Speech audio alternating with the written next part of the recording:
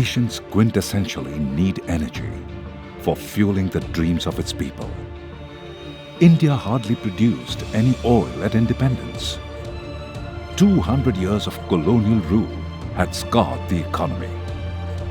But the country needed rapid growth. For that, energy was the key driver.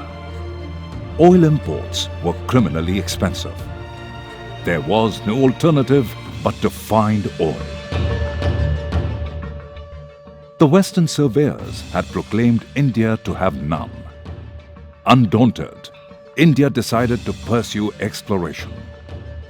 A seemingly impossible task was cut out for its people.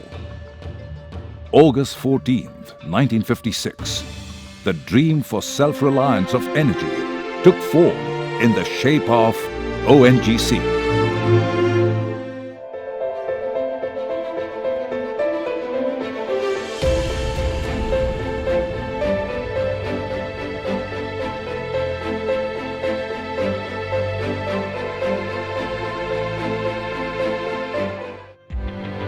Pandit Keshav Dev Malviya, an astute visionary leader, was its first chairman. He had at his disposal a small but valiant breed of oil soldiers in. The initial drilling at Jwalamukhi, Himachal Pradesh, did not fructify. ONGC, however, was more confident of striking oil in Assam. This stemmed primarily from oil smears near elephants' hoof marks, which had led to the discovery of Digboi by the Assam Oil Company in 1889. A rig was positioned at well number DS1 at Disangmukh. The explorers were on the trail.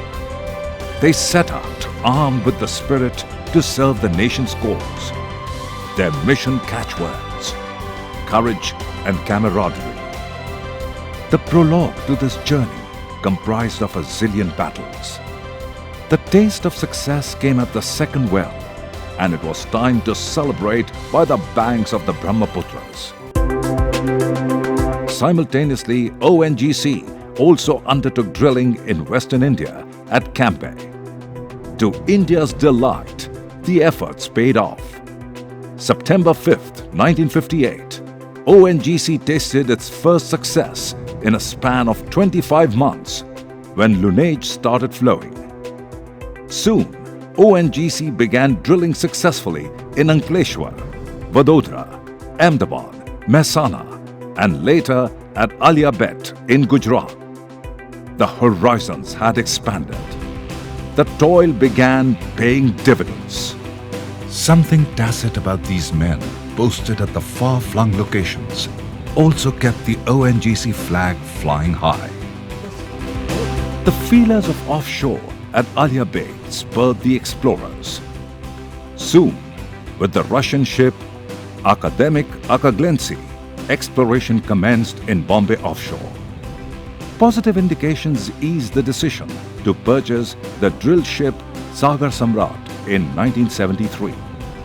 February 3, 1974, drilling commenced at offshore. Under 3 weeks, oil was struck at offshore.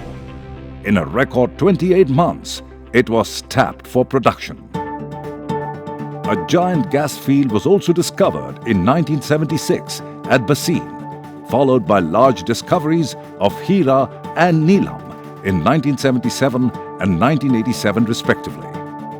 ONGC was riding a crest. Other onshore assets also came up, like Rajamundry in South Central and Karaikal in the far south. A major find, the Krishna Godavari or the KG block, was discovered in the deep waters of the eastern coast in the Bay of Bengal. This asset is estimated to be by far the most prolific of the newer finds.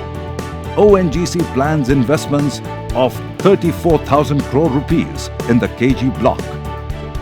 The journey, which started with a pack of 60 vanguards, has now grown into a retinue of 33,000 plus oil soldiers. From a first budget of 4 crore rupees, it has transformed into a company of a turnover of more than 77,988 crore rupees. From Assam to Campe, from Jammu to Karaikal, and from Jaisalmer to KG Basin. ONGC has spread its wings.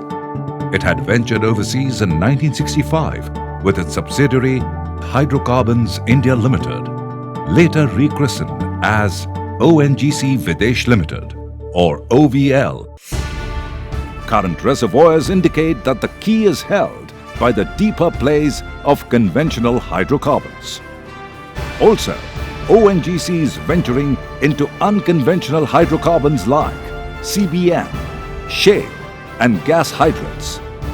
Beyond the hydrocarbons, ONGC is exploring alternate energy like wind and solar energy.